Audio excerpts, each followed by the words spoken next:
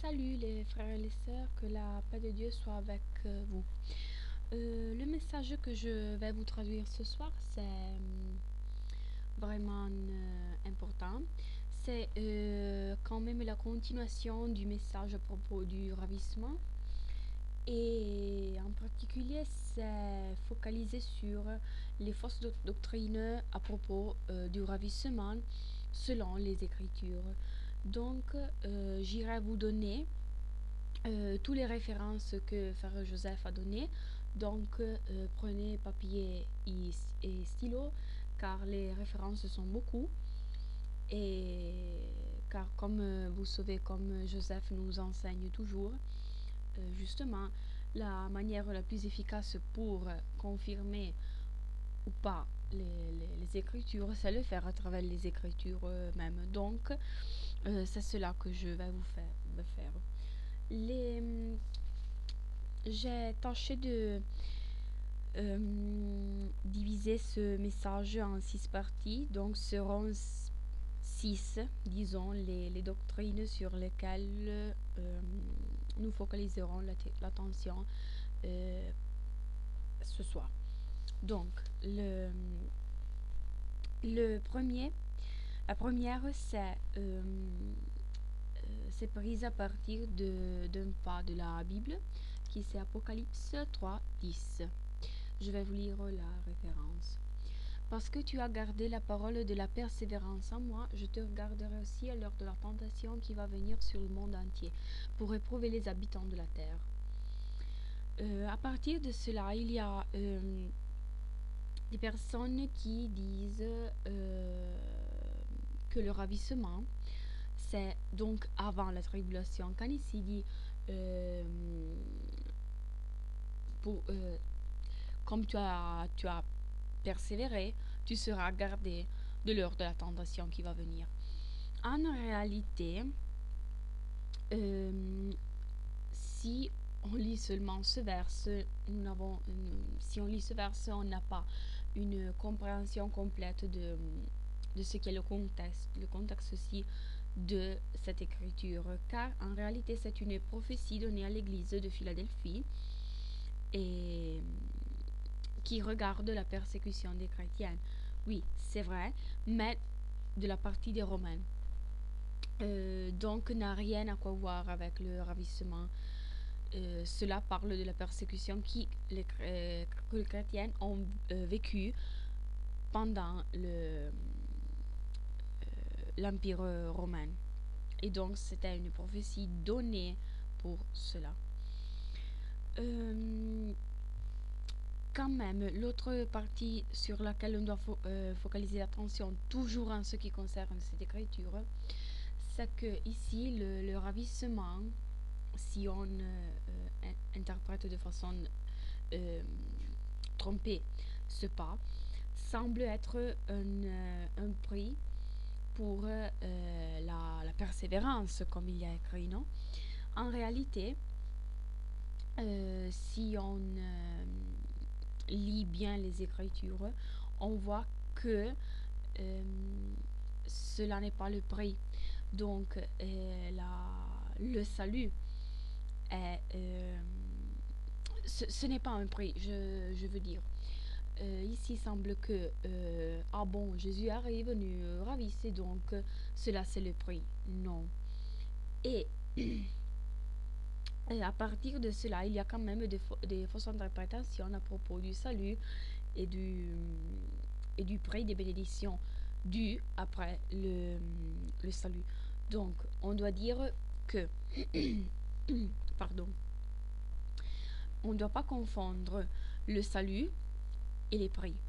Le salut, c'est seulement pour grâce, tandis que le prix est donné à chacun de nous selon les œuvres qu'il fait.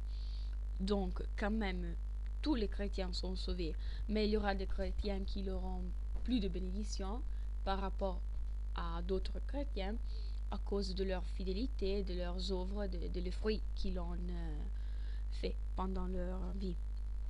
Cela, c'est pas que je l'invente, mais comme l'a dit Frère Joseph, c'est écrit et spécifié en Apocalypse 22, 11 et 12, que je vais vous lire. Que celui qui est injuste soit encore injuste, que celui qui a souillé se souille encore, et que le juste pratique encore la justice, et que celui qui est saint se sanctifie encore. Voici, je viens bientôt, et ma rétribution est avec moi pour rendre à chacun selon ce que c'est son œuvre. Et donc, je pense que ce soit très clair. Donc, le ravissement, c'est pas un prix et c'est pas le salut. C'est seulement, comme on avait dit dans la registration avant, c'est seulement le fait de se présenter devant le tribunal pour être jugé pour nos œuvres. C'est après la tribulation, comme on a déjà démontré, comme on va démontrer encore. Et le salut, c'est seulement par grâce. Donc, le fait de recevoir le salut, c'est parce que Jésus est allé sur la croix pour nos péchés. Et cela, c'est la grâce. Le prix, cela sera selon les fruits, les œuvres que nous ferons pendant la vie. En effet, si on lit au livre des Galates, au chapitre 5, vers 4, et aussi dans la deuxième épître des Corinthiens au chapitre 6, le vers 1, on voit qu'en effet, le prix ne peut pas être pour grâce, du moment que avec le péché, on peut perdre la grâce. En effet, je lis avant tout Galates 5.4. Vous êtes séparés de Christ, vous tous qui cherchez la justification de la loi. Vous êtes déchus de la grâce, ici, on lit. Tandis que en Corinthiens, 2 Corinthiens 6.1, puisque nous travaillons avec Dieu, nous vous exhortons à ne pas recevoir la grâce de Dieu en vain. C'est-à-dire, bien, on reçoit la grâce, mais si on n'a pas une conduite correcte, on peut aussi sortir de la grâce, on peut déchuer de la grâce. Après cela, donc, pour ne pas tomber dans l'erreur de dire bien, mais le salut c'est pour grâce, donc mes œuvres ne comptent pas. Non, parce que plusieurs fois, à l'intérieur des Écritures, il y a répété que Dieu, que Jésus regarde à nos œuvres. Un exemple parmi beaucoup, c'est en Apocalypse 3 au vers 8. Cela, c'est l'épître écrite à l'église de Sardes. En effet, au vers 3-8, le début du vers, c'est « Je connais tes œuvres ». Donc, à partir de cela, déjà, on voit que Jésus, Dieu, regarde aux œuvres qu'on fait. Quand même, si on ne fait pas d'œuvres, on est sauvé si on croit en Jésus, car croire, être baptisé dans l'Esprit, comme on a déjà dit dans une précédente registration à propos du salut, c'est une condition nécessaire et suffisante pour être sauvé. Mais quand même, la rétribution sera différente selon les œuvres qu'on fait ou bien qu'on ne fait pas. Donc, c'est cela aussi la différence parmi les chrétiens qui auront la couronne de victoire et les chrétiens qui, au contraire, comme il y a écrit aussi en Daniel 12.3, comme on a déjà dit précédemment,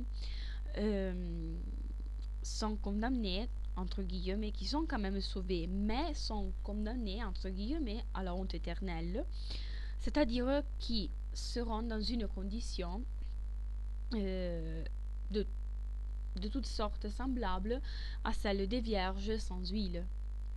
C'est cela. Donc, ce n'est pas vrai que le prix et la bénédiction et les bénédictions sont pour grâce, sont données par grâce, mais pour les œuvres.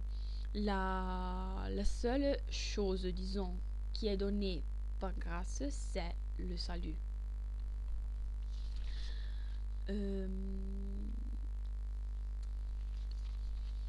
Un autre aspect très important, c'est celui qu'il y a beaucoup de personnes qui disent ah bon mais Jésus nous protège, donc Jésus ne nous fait pas passer la tribulation car il nous garde de cela. En réalité, euh, Jésus n'est pas que nous protège de la tribulation, mais Jésus nous protège à travers la tribulation, c'est-à-dire que Jésus permet la tribulation pour nous sauver. C'est la même chose qu'on voit si on veut prendre un exemple pratique. En Daniel, quand les trois amis de Daniel sont jetés dans le feu, ou quand Daniel lui-même est jeté avec les lions.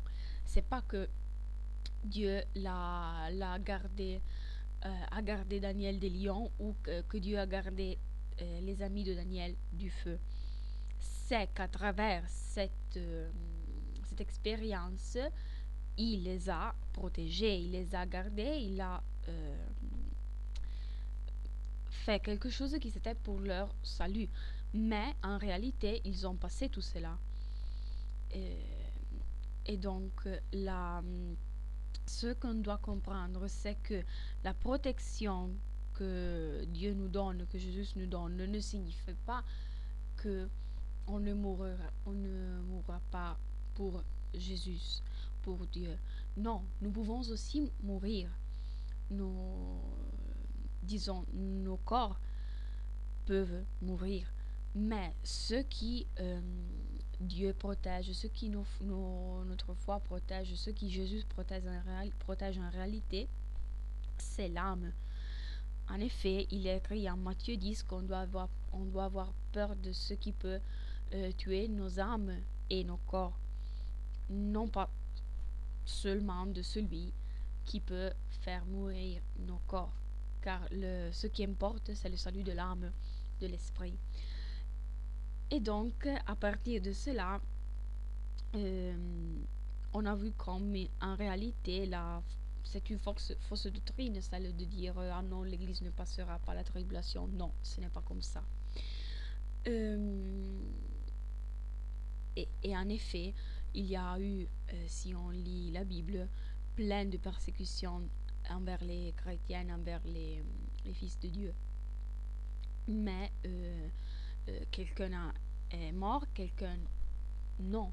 Mais quand même, il y a été beaucoup de chrétiens, beaucoup de fils de Dieu qui ont été persécutés pendant l'histoire. Et ça suffit de lire la Bible pour le voir. Un autre point important, c'est que en réalité, on peut éviter, entre guillemets, la persécution si on est digne, comme on le lit en Luc 21, 34 et 36. En outre, comme on le lit aussi en Apocalypse 12, les vers de 16 de 6 à 14, le Seigneur nous protège à travers l'esprit, c'est-à-dire protège nos âmes à travers l'esprit. Et pour faire cela, peut permettre les persécutions, permettra la tribulation, permettra la marque de la bête, tout cela. Donc, ce n'est pas vrai que le fait de passer la tribulation, c'est « Ah non, Jésus ne nous protège pas, donc c'est en contradiction par rapport à ce qu'on a lu avant. » Non. C'est vraiment à travers cela que nous pourrons avoir le salut, nous pourrons sauver, nous aurons la possibilité de sauver nos âmes. Et en effet, pour confirmer encore une fois tout cela, Frère Joseph citait l'écriture en Actes des Apôtres 14, 22, qui dit, attendez, la deuxième partie, et disant que c'est par beaucoup de tribulations qu'il nous faut entrer dans le royaume de Dieu. Donc ici aussi dans ce pas, on voit que la tribulation, la persécution, les souffrances, les épreuves, les difficultés sont une condition nécessaire pour monder nos esprits, pour sauver nos âmes. Et c'est pour cela qu'on voit en 1 Thessaloniciens 3, les vers 3 et 4, que, qu'il y a écrit afin que personne ne fût ébranlé au milieu des tribulations présentes, car vous savez vous-même que nous sommes destinés à cela. Et lorsque nous étions auprès de vous, nous vous annoncions d'avance que nous serions exposés à des tribulations, comme cela est arrivé, comme vous le savez. Et donc, nous le savons du principe que en suivant cette route, qui c'est une route vraiment difficile, mais qui nous donne le salut, qui nous donne beaucoup de prix selon nos œuvres et de bénédictions selon nos œuvres toujours, nous savons du moment que nous choisissons de faire ce parcours, qu'il y aura des tribulations, des difficultés, des persécutions, que probablement nous mourrons nous serons persécutés, peut-être qu'on nous coupera la tête, et bon, nous le savons du principe. Mais, quand même, nous avons la protection de Dieu et de Christ, donc nous ne devons pas avoir de peur. Car quand même, quand sera le moment, quand la tribulation sera présente, quand il y aura la persécution, sera l'Esprit à parler à notre place et non pas nous. Pour confirmer encore une fois et pour conclure ce premier point à propos du ravissement et donc l'Église passera ou non la tribulation, si on lit en Jean 16, le vers 33, il y a écrit « Je vous ai dit ces choses afin que vous ayez la paix en moi. Vous aurez des tribulations dans le monde, mais prenez courage, j'ai vaincu le monde. » Donc, ici c'est quand même écrit, c'est Jésus qui le dit, j'ai vaincu le monde, mais quand même vous aurez des tribulations. N'ayez pas de peur, j'ai vaincu, donc vous aurez la victoire en moi, mais quand même il y aura des tribulations. Cela, c'était le premier point. Donc l'Église ne passe pas la tribulation. Le deuxième point, la deuxième fausse doctrine, disons, que Frère Joseph a exposée, c'est à partir d'une écriture en Matthieu, en particulier Matthieu 24, 37, qui dit « Ce qui arriva du temps de Noé arrivera de même à l'avènement du Fils de l'homme. » Donc, moi ici je l'ai divisé. En réalité, c'est une continuation de l'histoire du ravissement, du fait qu'il y a écrit que le jour du Seigneur arrivera comme un voleur et donc pas tout le monde que personne ne le sait pas quand il arrive, donc on doit être prête. Non, en réalité, c'est un peu différent ce qu'ici veut dire. Alors, comme on voit en Genèse, au chapitre 6, vers 3, mais aussi au chapitre 7, vers 4,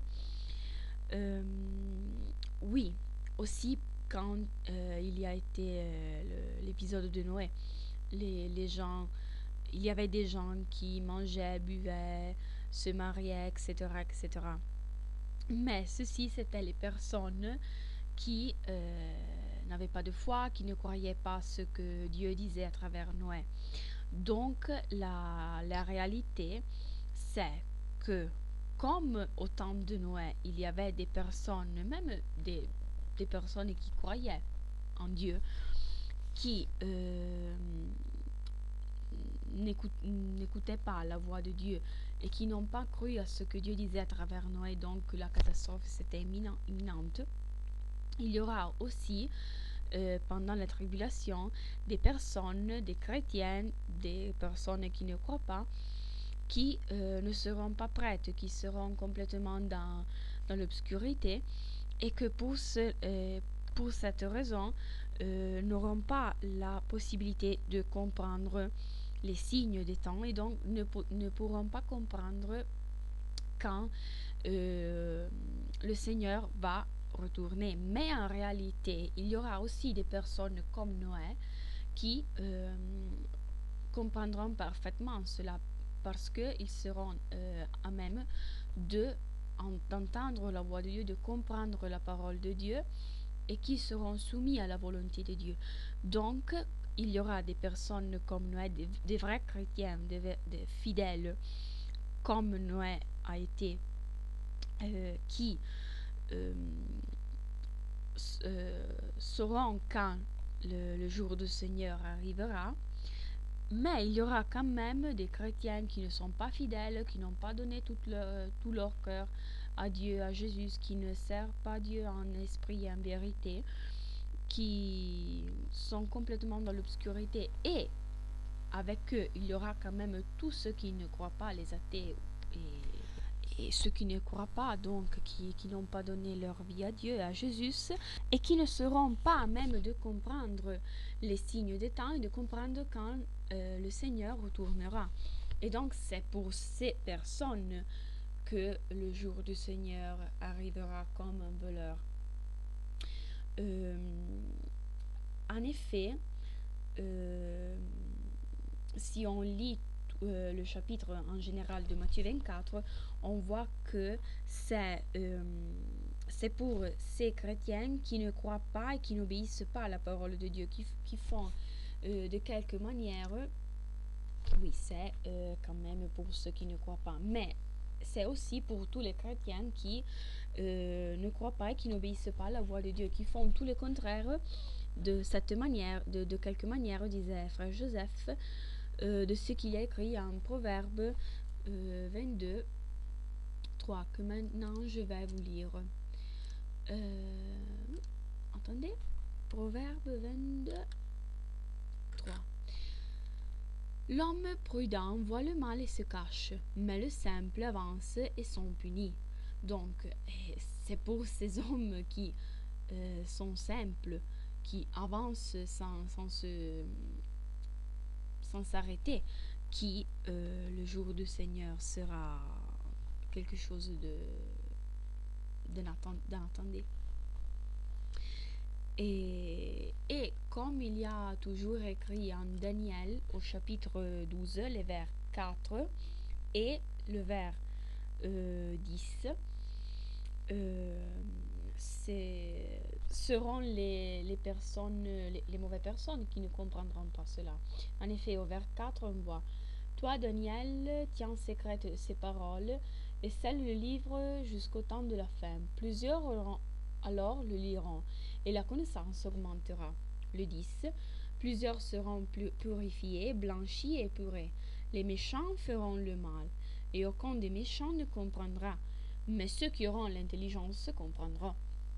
Donc, c'est pour les méchants, pour les mauvaises personnes et pour ceux qui ne croient pas, pour les chrétiens qui ne sont pas fidèles,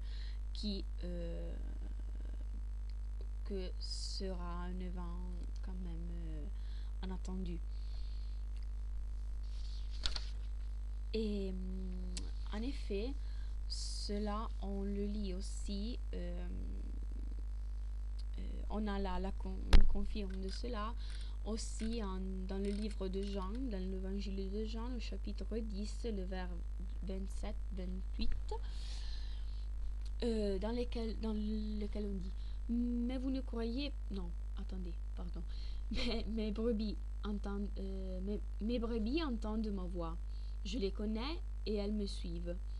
Je leur donne la vie éternelle et elles ne périront jamais. Personne ne les ravira de moi-même. Donc, ceux qui connaîtront exactement le moment seront seulement les brebis, ceux qui suivent la voix de Dieu, ceux qui entendent la voix de Dieu, ceux qui se donnent complètement à Dieu, quand même. Et cela était le deuxième point fondamental. La troisième fausse doctrine dont on va parler maintenant, disons troisième, mais quand même tout ce que je suis en train de dire, c'est quand même partie d'un unique message. moi, j'ai pensé de diviser de cette façon le message de Frère Joseph afin que soit plus simple aussi pour moi de le traduire, car quand même c'est quelque chose de vraiment profond et vraiment compliqué d'un certain point de vue. Mais en réalité, c'est un message unique. En effet, le troisième point, c'est la fausse doctrine du ravissement secret, car il y a beaucoup de personnes qui disent ah non, il y aura un ravissement secret, donc personne ne sait rien, bon, ça suffit. Non, en réalité, je suis en train toujours de traduire la partie qui se réfère au ravissement. Donc, il y a des personnes qui disent qu'il y aura un ravissement secret. En réalité, ces personnes peuvent dire, dit frère Joseph, ce qu'ils veulent, mais la Bible ne dit pas cela. Dans la Bible, il n'y a pas écrit rien de cela. Donc, cela peut être une interprétation personnelle, cela peut être une pensée de quelqu'un, mais quand même, on ne peut pas fonder des doctrines sur des choses qui ne sont pas écrites dans la Bible. Et en effet, comme on lit en Jean 15 et dans les psaumes au chapitre 25, vers 14 aussi, tout ce qui a été révélé par Dieu est écrit.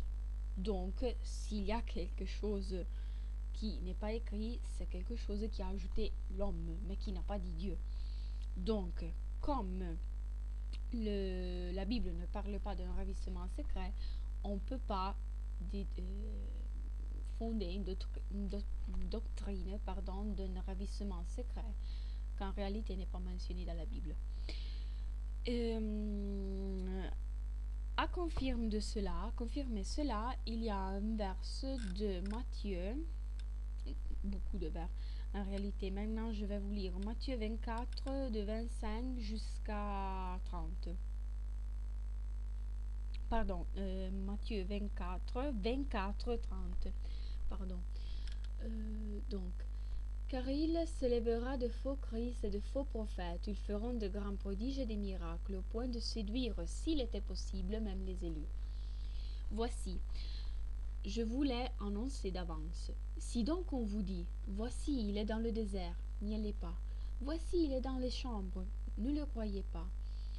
Car, comme l'éclair part de l'Orient et se montre jusqu'en Occident, ainsi sera l'avènement du Fils de l'homme. En quelque lieu que soit le cadavre, là s'assembleront les aigles. Aussitôt, après ces jours de détresse, le soleil s'obscurcira, la lune ne donnera plus sa lumière. Les étoiles tomberont du ciel, et les puissances des cieux seront ébranlées.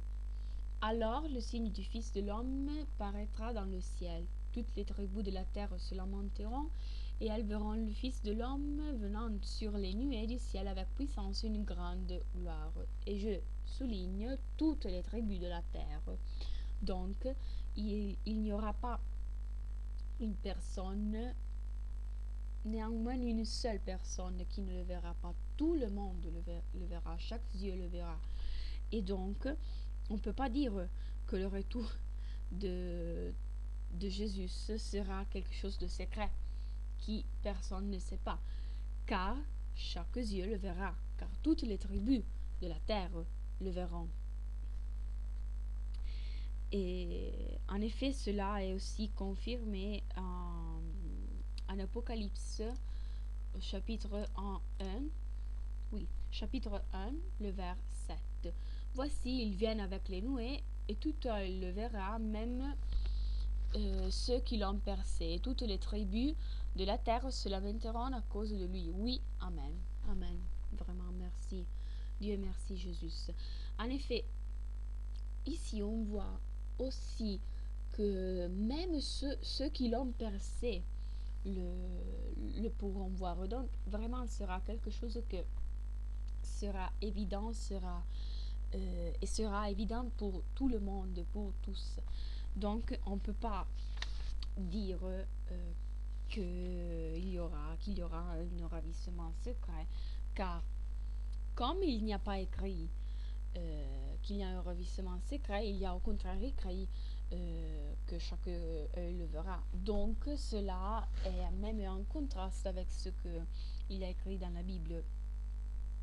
Ça peut être une déduction, ça peut être une interprétation, mais en réalité c'est quelque chose qui va contre ce qu'il y a écrit, car comme on a vu en Matthieu 24, les vers 24 jusqu'à 30, et en Apocalypse 1,7, et il y a aussi d'autres références, et il y a plein de références à propos de cela, sera quelque chose qui tout le monde verra.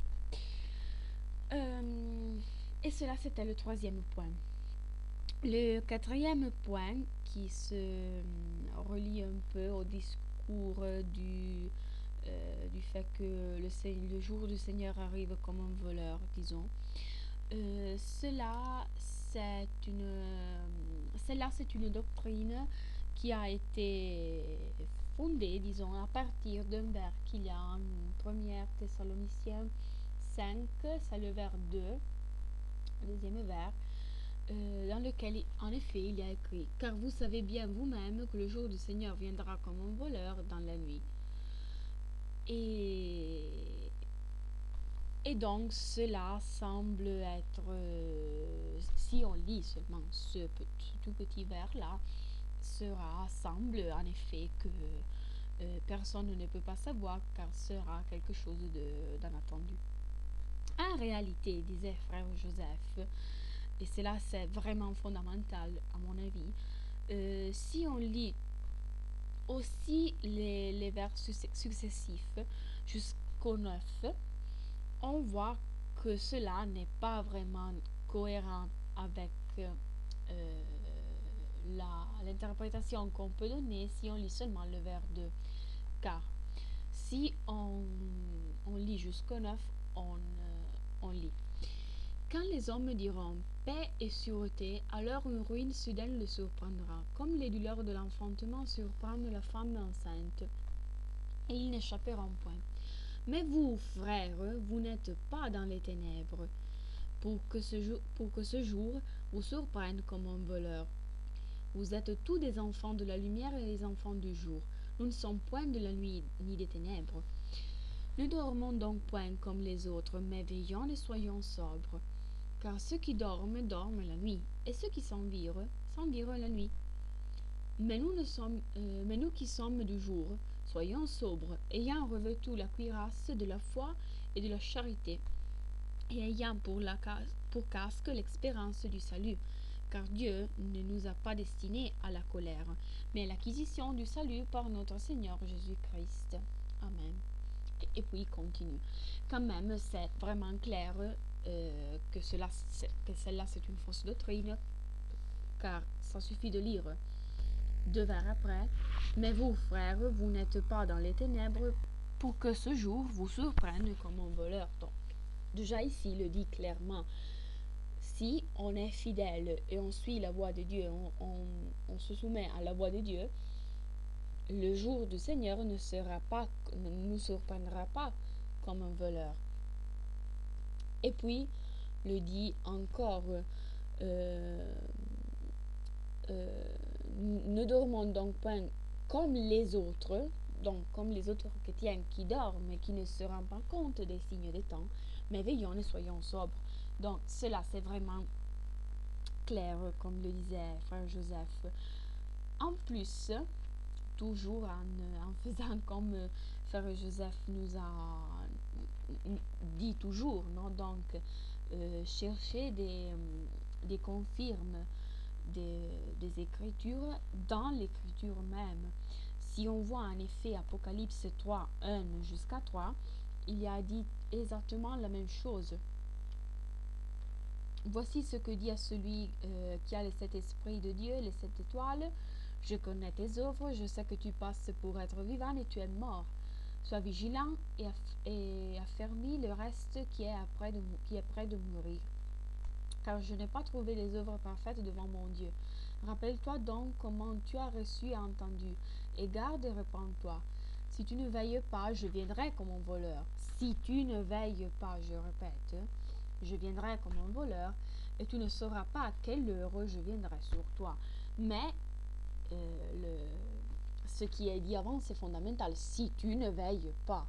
Donc, si tu n'es pas un chrétien qui veille, qui écoute la voix de Dieu, alors c'est-à-dire Jésus, viendra comme un voleur. Le jour du Seigneur viendra comme un voleur. Mais si, mais comme on est fille de la lumière, donc nous vivons dans le jour, nous, nous ne pouvons pas nous le comprendre pas. Et cela s'est confirmé aussi dans l'évangile de Luc, au chapitre 12, les vers 45-46. Mais si ce serviteur dit en lui-même, mon maître tarde à venir, s'il se met à battre les serviteurs et les servantes, à manger, à boire et à s'en virer, le maître de ce serviteur viendra le jour où il n'y s'y attend pas et à l'heure qu'il ne connaît pas. Il le mettra en pièces et lui donnera de sa part avec les infidèles. Donc, cela dépend de la conduite du serviteur. Car si le serviteur a une conduite mauvaise, alors le maître viendra comme, entre guillemets, un voleur, quand il se n'attend pas. Et donc, c'est toujours une autre écriture dans l'évangile de Luc qui va quand même confirmer ce qu'on a dit jusqu'à présent. Toujours à propos de la tribulation, et cela c'est le point numéro 5, on voit en premier Thessaloniciens chapitre 5, le vers 9, qu'il y a un vers dans lequel semble être écrit, si on le prend tout seul sans regarder le reste, que nous ne passerons pas la tribulation. En effet, si on lit le vers 9, dit, donc je suis en 1 Thessaloniciens 5, 9, car Dieu ne nous a pas destinés à la colère, mais à l'acquisition du salut par notre Seigneur Jésus-Christ. Donc, si on lit cela, semble que Dieu ne veut pas que nous passions sa colère. Mais en réalité, la colère, ici dit, ne dit pas la colère de Dieu ou une autre typologie de colère. Non, cela dit seulement ne nous a pas destiné à la colère. En réalité, cette écriture ne va pas interpréter de cette sorte, car la tribulation n'est pas la colère de Dieu. La tribulation, c'est la colère du diable. Cela est confirmé en Apocalypse au chapitre 12, le vers de 12 à 14. C'est pourquoi réjouissez-vous, cieux, et vous qui habitez dans le ciel. Malheur à la terre et à la mer, car le diable est descendu vers vous, animé d'une grande colère, sachant qu'il a peu de temps. Quand le dragon vit qu'il avait été précipité sur la terre, il poursuivit la femme qui avait enfanté l'enfant mâle.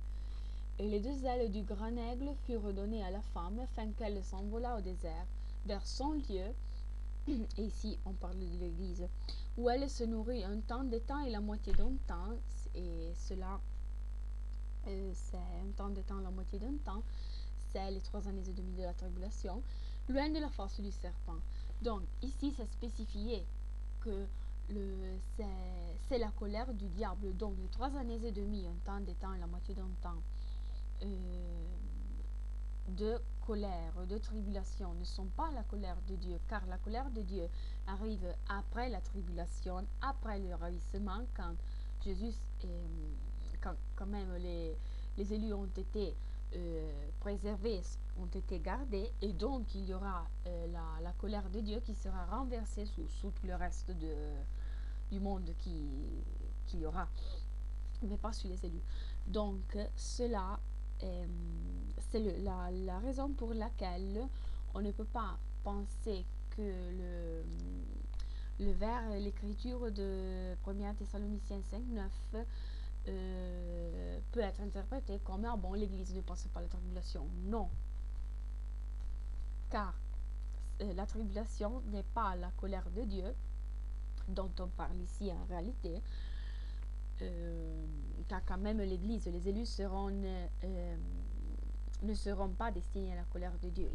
Il y aura le ravissement, pour les préserver de la colère de Dieu qui se renversera sur tout le reste du monde. Mais cela, c'est la colère de Dieu. Tandis que la tribulation, c'est la colère du diable. Et donc, Dieu permettra la tribulation. Mais la tribulation, c'est pas donné par Dieu. Non, la tribulation, c'est donné par le diable. Dieu la permet, et bon, ça suffit. Et à confirme de cela, donc de la distinction qu'on doit faire entre rage de Dieu, la colère de Dieu et la tribulation, il a, frère Joseph disait de lire tous les chapitres d'Apocalypse du 15 jusqu'à 19. Donc 15, 16, 17, 18, 19 sont 5 chapitres dans lesquels on voit qu'on parle de la colère de Dieu. Et donc c'est cela qui fait référence à la colère de Dieu. En réalité, la tribulation n'a rien à voir avec cela. C'est la colère du diable. Et donc, cela n'a rien à voir. La rage de Dieu, pour vous donner donc une référence déjà ici, après si vous voulez, vous pouvez vous lire les chapitres de 15 à 19. Ça suffit de lire pour avoir une claire idée de ce que c'est la colère de Dieu, la rage de Dieu. Apocalypse 15, 1 et 2. Puis je vis dans le ciel un autre signe, grand et admirable, cet ange qui tenait 7 flots, les derniers, car par eux s'accomplit la colère de Dieu. Et à partir, en effet, de ce chapitre, il y a les 7 fléaux de la colère de Dieu. Et je vis, cela c'est le 2, et je vis comme une mer de verre mêlée au feu, et ceux qui avaient vaincu la bête, et son image et le nombre de son nom, debout sur la mer de verre, ayant des harpes de Dieu. Donc ceux-là seront les chrétiens qui seront quand même gardés de tout cela, qui n'auront pas sur eux les conséquences de la colère de Dieu. Et cela donc c'était le point numéro 5, disons.